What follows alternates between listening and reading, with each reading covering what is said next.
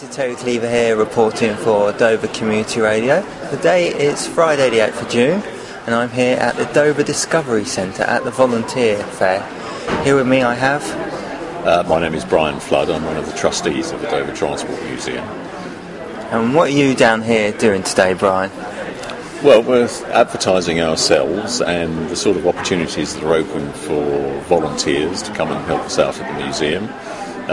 We have, in the past, through the good offices of the Dover Volunteer Bureau, had some volunteers who have proven to be a great addition to the staff complement of the museum. And what sort of skills are you looking for from your volunteers? Above all else, we're looking for people who are interested in helping the museum to develop and keep it open and look after visitors as they come around the museum. And of course there are some sort of specialist opportunities for people who like getting their hands dirty and doing things with vehicles and machinery. But by and large, I think we can probably find something interesting and constructive for any volunteer to do. So what type of work have the people actually done at the museum? Because you said you have lots of specialist areas as well. Well, a number of the vehicles that are in the museum are kept in roadworthy condition, so obviously there are people with mechanical skills who help to keep them in that sort of roadworthy condition.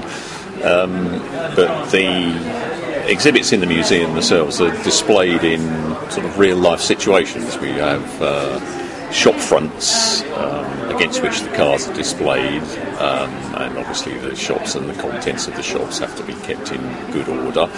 And the building itself is quite extensive, so there is quite a lot of work in general routine maintenance and keeping the place clean that goes on day by day. Of your volunteers, what's the favourite thing they've said they do at the Transport Museum? I think one of the things that everybody agrees is good fun is taking children around on school visits, looking after children and seeing how much they enjoy the place. It can be quite taxing sometimes when you've got a lot of children, but it's always good fun, and we very much look forward to our school visits, and we never have a problem on a school visit day in turning out enough volunteers to supervise the visit. So volunteers get an opportunity to become involved with that and with the special events that we run from time to time, some of which I run jointly with the East Kent Railway, which is here today as well. So events and club visits are also a fairly attractive part of the museum's activities that most volunteers enjoy getting involved in. How many volunteers have you got roughly at the moment? The museum is run by the Dover Transport Museum Society, which has got about 120 members. Of that 120, somewhere in the region of about 25 to 30 are regularly involved with the museum in one way or another. And how can people actually find out about joining the museum as a volunteer? The museum's got quite a nice website on www.dovertransportmuseum.org.uk, which gives you a good feel for what the museum looks like and what's happening there, and it does contain some information about how to volunteer to help out at the museum.